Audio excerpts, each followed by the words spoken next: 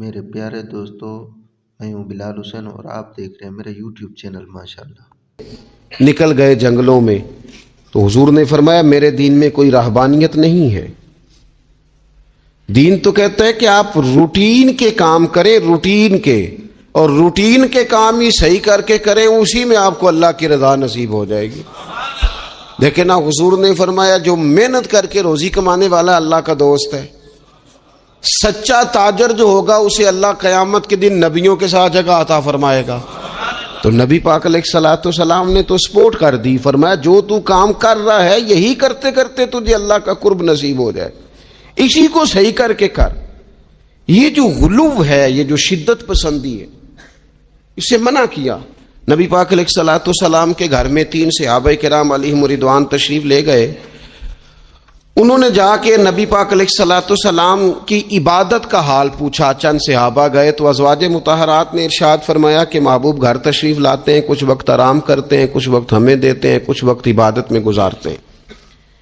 اب وہ تو گئے تھے جا کے یہ معلومات کریں گے اوہو کہ سرور کائنات تو ساری رات اپنے رب کو یاد کرتے ہیں۔ ہمارے ہاں بھی لوگ پیری مریدی کے سلسلے میں جب کہیں جاتے ہیں تو ان کا خیال ہوتا ہے کہ جو پیر صاحب ہوتے ہیں نا جی، نہ وہ روٹی کھائیں، نہ ان کے ہاتھ میں موبائل نظر آئے، نہ وہ ہنسیں، نہ انہوں نے اچھے کپڑے پہنے ہوئے ہوں، بالکل ایک فقیر آدمی۔ اور جب بھی ہم جائیں نا وہ تھوڑی، اور لوگ کرتے بھی ہیں یہ کام اللہ ماشاء اللہ، لوگوں کو دکھانے کے لیے وقتی طور پر بعض جگہوں پہ یہ سلسلہ ہوتا بھی ہے، لیکن یہ وہ نارمل زندگی نہیں جو ہمیں رسول پاک نے سکھائی ہے۔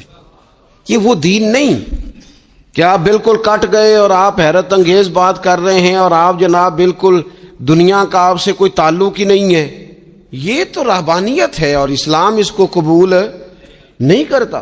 وہ صحابہ کرام علیہم رضوان نے نبی پاک علیہ السلام کے احوال شریفہ سنے تو وہ کہنے لگے کہ نبی پاک کے صدقے تو اللہ اگلے پچھلوں کو معاف کرے گا، حضور تو محبوب ہیں۔ یہ سن کے اب انہوں نے اپنے دل میں جو ارادہ کیا، کہنے لگے محبوب تو وراء الورا ہیں، لیکن ہم چونکہ گناہگار لوگ ہیں، عام آدمی ہیں، ہم اس طرح کریں گے کہ ہم ساری رات اللہ کی عبادت کریں گے۔ حضور تو محبوب ہے نا، چلو کچھ دیر آرام بھی کرتے ہیں، ہم ساری رات عبادت کریں۔ ایک نے کہا کہ بھائی میں تو ہر روز روزہ رکھا کروں گا نفلی۔ تیسرے نے کہا میں شادی نہیں کروں گا، میں ایسے ہی وقت گزاروں گا، تجرد کی زندگی گزاروں گا۔ رسول پاک علیہ السلام کو جب اس بات کی خبر پہنچی تو پتہ حضور نے تبصرہ کیا کیا؟ قربان جائیں، کیا انداز ہے گفتگو کا۔ محبوب فرمانے لگے یہ میں نے کیا سنا ہے کہ میں شادی نہیں کروں گا اور میں ہر روز روزہ رکھوں گا اور میں ساری رات ہی نفل پڑھوں گا، آرام ہی نہیں کروں گا۔ محبوب فرمانے لگے میں تم سب سے زیادہ اللہ کو جانتا ہوں اور میں تم سب سے زیادہ رب سے ڈرتا ہوں۔ حضور فرمانے لگے میں نے تو شادیاں بھی کی ہیں، میرے تو بچے بھی ہیں۔ حضور فرمانے لگے میں تو روزہ بھی رکھتا ہوں اور میں تو نفلی روزے چھوڑتا بھی ہوں۔ محبوب کریم علیہ الصلوۃ والسلام فرمانے لگے میں تو رات کو عبادت بھی کرتا ہوں اور آرام بھی کرتا ہوں۔ اللہ کے رسول صلی اللہ تعالی علیہ وسلم ارشاد فرماتے فرماتے بات کہاں تک لے گئے؟ حضور فرمانے لگے اپنے یہ سارے طریقے، اپنی یہ سنت حضور بیان کر کے کہنے لگے سن لو بھائی، جس نے میری سنت سے منہ موڑا اس کا مجھ سے تعلق ہی کوئی نہیں، میرے طریقے پہ چلو۔ جو میں تمہارے لیے اسوہ چھوڑ کے جا رہا ہوں اس اسوے کو اپناؤ، اس طریقہ مبارکہ پر عمل کرو، اعتدال نہ چھوڑے کبھی بھی۔ غیر معتدل ہو جاتے ہیں لوگ، میں نے دیکھا ہے کہ وہ نا جب بندہ غیر معتدل ہو جاتا ہے تو چیزوں کا حسن ختم ہوتا ہے، اس کا وقار اٹھ جاتا ہے، اس میں تازگی نہیں رہتی، اس کے اندر وہ کیفیت نہیں رہتی۔ یہ دین کی بات ہے نا، تبلیغ ہے، یہ بھی حد سے زیادہ نہیں کرنی چاہیے۔ حضرت عبداللہ ابن مسعود رضی اللہ تعالیٰ عنہ سے لوگوں نے کہا تھا ہمارا دل کرتا ہے آپ روز واز کریں، روز تقریر کریں، ہم روز سنیں۔ تو آپ فرمانے لگے نہیں، ہفتے میں 3 دن بات کروں گا، اتنی بات کریں گے جو معتدل رہے، جو حد سے زیادہ نہ بڑھے۔ وہ ہمارے ہاں رواج ہے نا 2.5 گھنٹے کی تقریر کا، 3 گھنٹے کی تقریر کا، 4 گھنٹے کی تقریر کا۔ تو ہم سے لوگ کئی دفعہ کہتے ہیں اسی تے گل سمجھن لگے سا تسی ختم کر دیتی۔ تو میں نے کہا آپ شروع لیٹ ہوئے نا، ہم اللہ کے فضل سے پہلی بات سے شروع ہو گئے تھے، ہم نے وہ آدھا گھنٹہ تمہید پہ نہیں نہ لگایا۔ تجاوز نہ کریں چیزوں سے، اعتدال میں رہیں۔ دیکھیے اسلام ہمیں یہ کہتا ہے کہ تم کھانا کھاؤ، کلو وشربو، کھاؤ بھی پیو بھی، تمام جائز چیزیں کھانے کی اجازت ہے، لیکن نبی پاک علیہ السلام نے فرمایا کمر سیدھی رکھنے کے لیے کھاؤ، اور جب تمہارا بڑا جی چاہے نا پیٹ بھر کے کھانے کو، تو کریم فرمانے لگے پھر بھی 3 حصے کرو کھانے کے، ایک حصے میں ہوا ہو، ایک میں پانی ہو، اور ایک میں خوراک ہو، پھر بھی پیٹ بھر کے نہ کھاؤ۔ بلکہ اللہ کے رسول صلی اللہ تعالی علیہ وسلم فرمانے لگے کسی نے اتنا برا برتن بھرا ہی نہیں جتنا کسی نے اپنے پیٹ کو بھرا، سب سے برا برتن تم نے بھرا۔ زیادہ کھائیں گے خواہشات زیادہ پیدا ہوں گی، زیادہ کھائیں گے نیند زیادہ آئے گی، زیادہ کھائیں گے غفلت زیادہ طاری ہوگی۔ لیکن کچھ لوگوں کا مقصد زندگی کھانا ہے، صبح کی پلاننگ الگ ہے، دوپہر کی الگ ہے، شام کی الگ ہے۔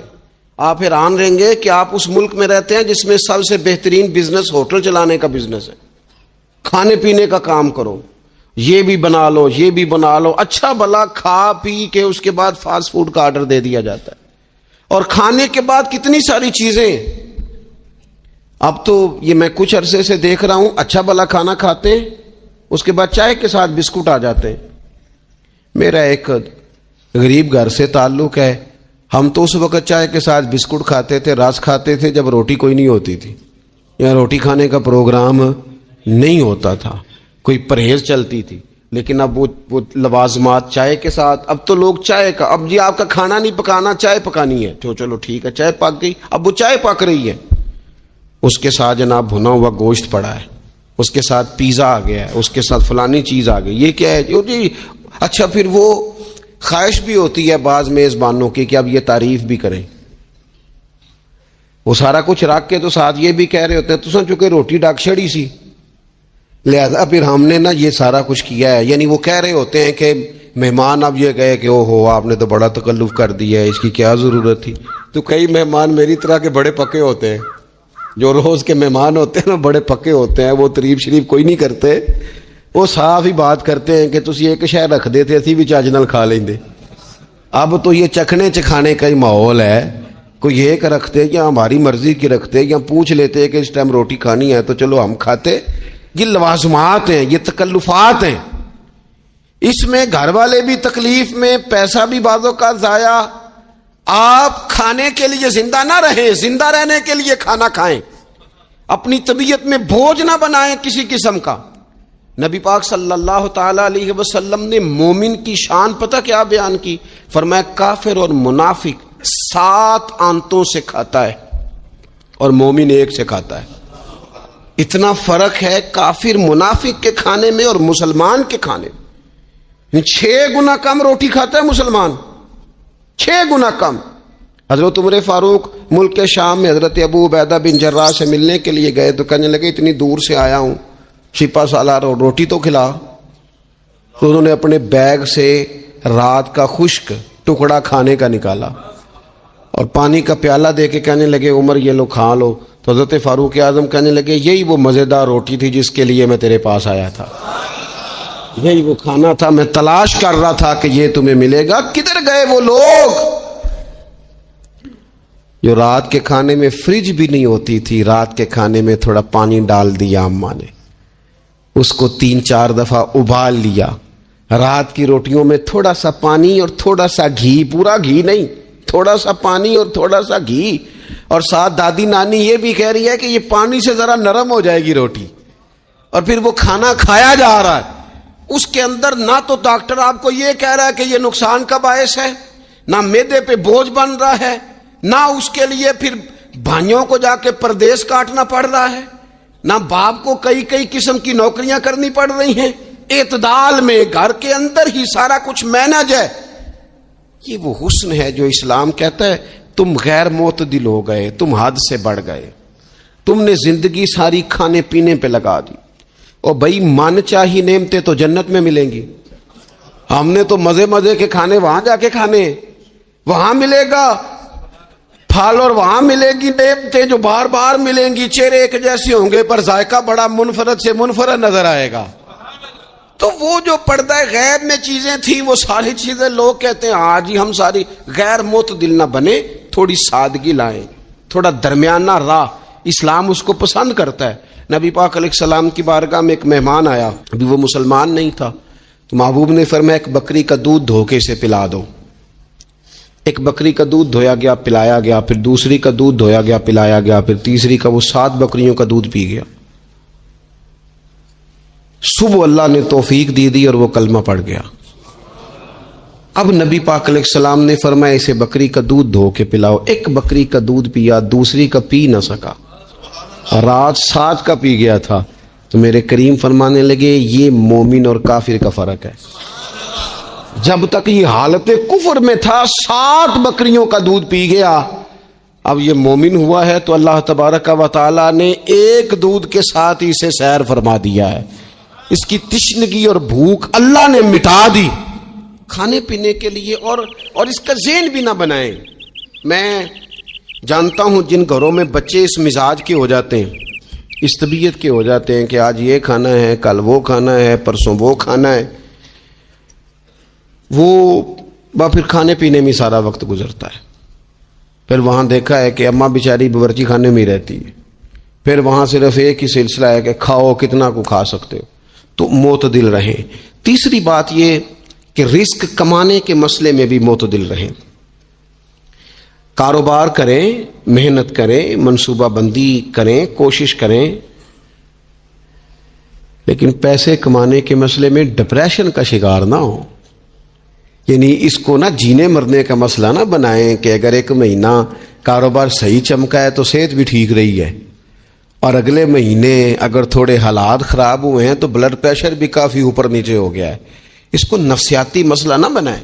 پہلے بھی کئی دفعہ کہہ چکا ہوں، پھر کہتا ہوں، 2 4 5 دوستوں سے پیار ہے تو 2 4 دفعہ انہی دنوں میں نا، سال کے بعد آ کے مجھے کچھ دن آتے ہیں نا کاروبار پہ، انہی دنوں میں آ کے انہوں نے مجھ سے کہا، دور سے آئے، کہا جناب ہم کاروباری بندے، حالات ٹھیک نہیں، کوئی دعا بتائیں۔ تو میں نے کہا جن دنوں ٹھیک ہوتے ہیں ان دنوں کیوں نہیں آتے؟ کیا آج کل حالات بڑے اچھے ہیں، کچھ شکر کا طریقہ بتائیں، کیوں نہیں آتے؟ کیا فلسفہ ہم نے اختیار کر لیا ہے؟ رزق کا وعدہ اللہ کا ہے، اس کو کمانے میں اور پیسے کمانے میں محنت کرنے کا حکم دیا گیا ہے۔ نبی پاک علیہ الصلوۃ والسلام نے فرمایا جد و جہد کرو، نکلو، اللہ پہ بھروسہ کر کے نکلو، جس طرح وہ پرندوں کو روزی دیتا تمہیں بھی دے گا، لیکن اس میں نفسیاتی مسئلہ نہ بنایا جائے، نفسیاتی نہ بنایا جائے۔ حضور علیہ الصلوۃ والسلام نے نا ایک جملے کے اندر اس مضمون کو اتنے حسین انداز میں سمیٹا ہے نا کہ مسلمان، یہ ابن ماجہ میں موجود ہے، مسلمان اگر ان 2 جملوں کو کبھی سمجھ جائے نا تو سکون آ جائے زندگی میں، اطمینان نصیب ہو جائے، تیقن کی دولت ملے۔ حضور فرمانے لگے رزق کمانے کے معاملے میں معتدل رہنا، کوئی بندہ اتنی دیر تک مرے گا نہیں جب تک اس کے حصے کا رزق اسے مل نہ جائے۔ اتنی دیر تک بندہ دنیا سے نہیں جائے گا، تیرا حصہ تیرے تک پہنچے گا۔ کبھی بھی بے آبرو ہو کے رزق کمانے کے چکر میں نہ پڑے، کبھی بھی ذہن پہ سوار نہ کر لیں کہ میرا کام نہیں چل رہا، کبھی بھی اس طرح کی طبیعت نہ بنائیں۔ میں تھوڑی دیر پہلے عرض کر رہا تھا کہ ایک بزرگ نے نا 2 کنجوس لوگوں کو پہلے بلایا، کنجوس آدمی تھے الا ماشاء اللہ، تو ان کے سامنے کھانا رکھا، کھانا بڑا بہترین اعلیٰ کوالٹی کا، لیکن ان سے کہا کہ جناب ہم نے نا ایک سبق لینا ہے آپ سے، تو کھانا تو آپ کو ملے گا اور آپ کی مرضی کا پکایا ہے، پر کھانے کا طریقہ ہمارا ہے۔ انہوں نے کیا کیا، یہاں سے رکھ کے نا ان کے ہاتھ باندھ دیے۔ وہ پرانے زمانے میں جو جراح ہوتے تھے بازو ٹوٹ جاتا تھا تو باندھتے تھے نا لکڑیاں رکھ کے، تو لکڑیاں رکھ کے نا ہاتھ باندھ دیے تاکہ یہ جوڑ موڑ نہ سکے، تو یہاں سے ہاتھ باندھ دیے کہ روٹی کھاؤ۔ کنجوس بندے تھے۔ اب انہوں نے لقمہ اٹھایا، ہاتھ بندھا ہوا، یہاں سے لے جا کے جب منہ میں پھینکا، وہ کپڑے بھی سارے الجھ گئے، حال بھی خراب ہو گیا، پر کھایا انہوں نے مزہ لے کے پورا۔ وہ بڑی بری حالت ہو گئی، وہ کنجوس تھے دونوں کو دسترخوان پہ روٹی کھائی جا رہی۔ اب ان دونوں کو سمجھانے کے لیے کہا کہ اب ہم تمہیں 2 اور لوگوں سے بھی ملواتے ہیں۔ اب دو وہ بندے بلائے جو دل کے سخی تھے, جو رزق کے معاملے میں اس کا زیادہ حریص نہیں تھے. ان کی بھوک جو تھی وہ کہیں دور تک دکھائی نہیں دے رہی تھی.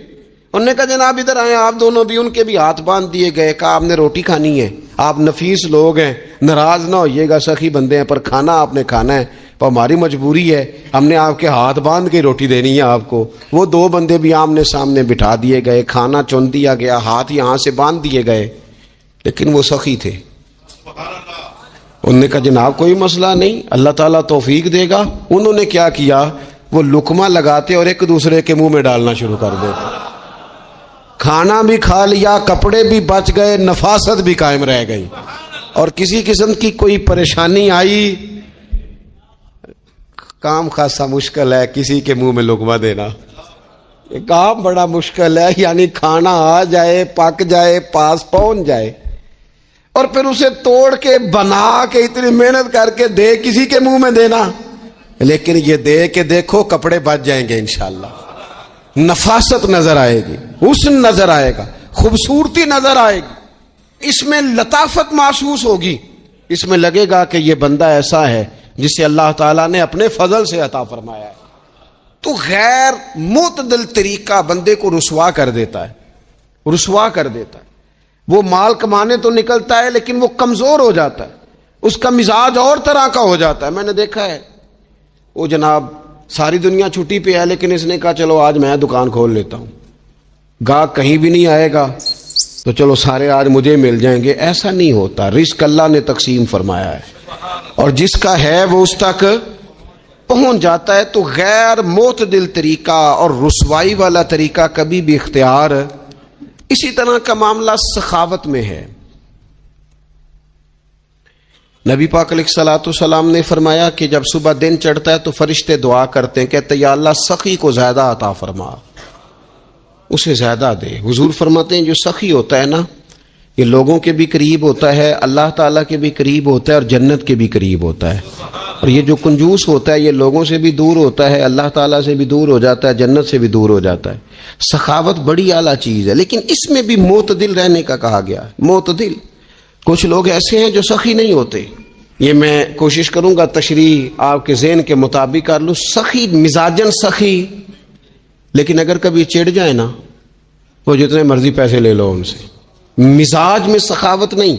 لیکن اگر طبیعت ہے اس طرح کی کہ اگر ان کا ذہن آ گیا نا, کبھی کہیں کسی نے تعریف کر دی ہے, پوری خوشامد اس نے کر لی ہے, تو پھر تو جناب ساری جیب ہی آپ خالی کرا دے. یہ مزاج کی سخاوت نہیں ہے, یہ تو آپ کی طبیعت کا وہ ابال ہے کہ اگر کسی بندے کو پتہ چل گیا ہے کہ کس طرح کر کے آپ قابو آتے ہیں تو پھر وہ روز استعمال کرے گا. اور یہ ہوتا ہے, یہ ماحول ہوتا ہے. میں چونکہ مذہبی ماحول سے تعلق رکھتا ہوں, میں نے خود یہ دیکھا ہے کہ کوئی شخص اگر اس نے زیادہ بڑا منہ کھول کے لوگوں سے مانگنا شروع کر لیا ہے تو پھر تو جناب بڑی بات ہے, مہنگا آدمی. اور اگر کوئی اپنی وفاداری قائم رکھتا ہے, خوشامد نہیں کر سکتا, اس کی طبیعت نہیں ہے کہ وہ 20-50 لوگوں کی خوشامد کرے, 10 کو حاجی صاحب کہے, 20 کو عاشق رسول کہے, اور 30-35 کو کہے جناب بڑی بات ہے. ہم ماشاءاللہ میرے پیارے دوستو, جزاک اللہ. آگے بیان جاری ہے. جزاک اللہ. ماشاءاللہ. مطلب ہے اسے دہاڑی بھی اچھی لگانی آتی, پھر اس کی آواز کا بھی زیادہ سریلا ہونا ضروری نہیں, پھر اللہ تعالیٰ معاف فرمائے, پھر بس ٹھیک ہے. اب میں کیا اس پر تبصرہ کروں, پھر تو ہم دیکھ رہے ہوتے ہیں جس کو وہ عاشق رسول کہہ رہے ہوتے ہیں نا. اور ایسی خطرناک, میرے سامنے ایک نعت خواہ ایک صاحب سے کہنے لگا, نعت حضور کی پڑھی جا رہی ہے. کبھی شعراء ایک کام کرتے تھے, وہ کہتے تھے شعر تیری نظر ہے, وہ غزل کا شعر ہے یا کوئی ایسا شعر ہے, لیکن ایک شعر ہے نعت کا, اس میں تو حضور کی تعریف ہے.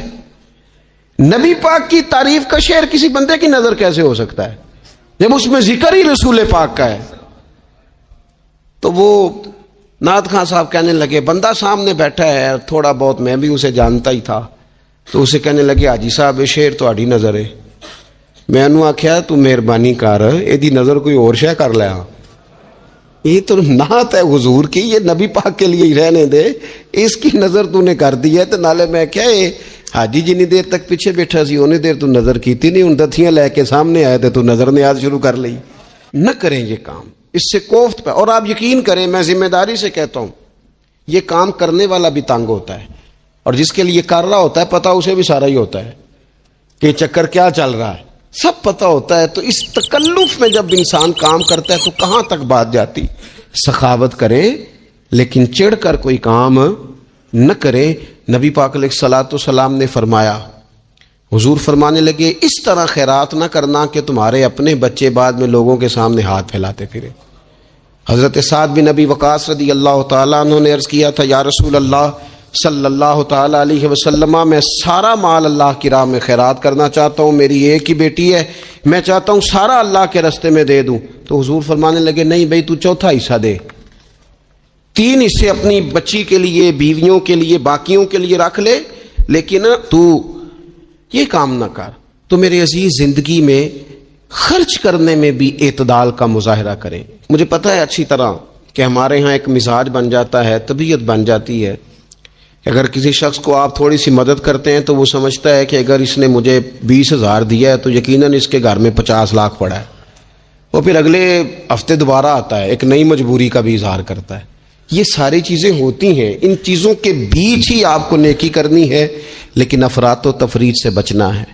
اسی طرح کا معاملہ اپنی زندگی کے دیگر معاملات میں کریں۔ نبی پاک علیہ الصلوۃ والسلام نے سادگی کو پسند کیا ہے، حضور سادگی کو پسند کرتے، کھانے کے معاملے میں بھی اور کپڑوں کے معاملے میں بھی، لیکن اچھا لباس پہننے کی اجازت دیتے۔ حضور علیہ الصلوۃ والسلام نے ایک موقع پر ارشاد فرمایا کہ اگر کسی بندے کے پاس گنجائش ہے تو اسے اجازت ہے کہ 2 جوڑے کپڑوں کے کام کاج کے لیے رکھ لے، 2 جوڑے جمعے کے لیے رکھ لے۔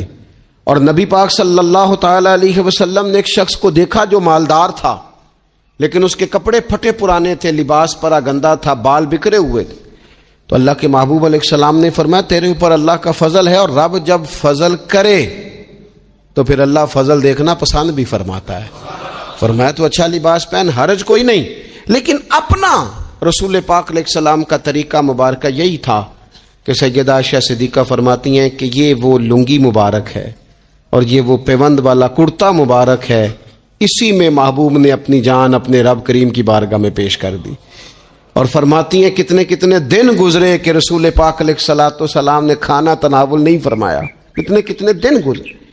میں اس ساری بات کو اگر سمیٹوں نا تو میں یہ نوجوان اگر میری بات پر غور کریں تو اسلام کہتا ہے حضور خود کنگھی بھی فرماتے تھے، تیل بھی لگاتے تھے، امامہ بھی باندھتے تھے، سرما بھی پہنتے تھے، سادہ لباس پہنتے تھے لیکن صاف ستھرا۔ اسلام آرائش کی اجازت دیتا ہے، زینت کی اجازت دیتا ہے۔ آپ کنگا کریں، تیل لگائیں، خوشبو لگائیں، سرما لگائیں، صاف لباس پہنے، کپڑے دھلے ہوئے پہنے۔ حضور نے حکمن کہا، تاکیدن کہا کہ جمعے والے دن نہا کے مسجد میں آیا کرو۔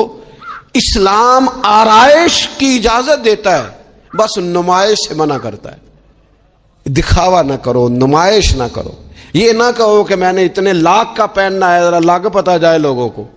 یہ نہ مزاج بناؤ کہ اوہو یہ تو میں نے جناب پچھلے ہفتے بھی پہنا تھا، یہ تو میں نے منگنی والے دن بھی پہنا تھا، نکاح والے۔ یہ نمائش ہے، نمائش سے اسلام منع کرتا ہے۔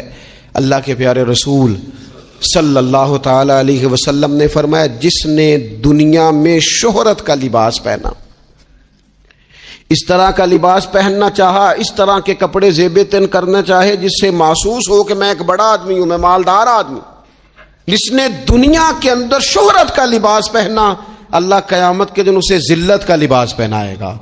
یہ معتدل کیوں نہیں رہا؟ اس نے کیوں حد سے تجاوز کیا؟ اس کو اس طرح نہیں کرنا چاہیے تھا۔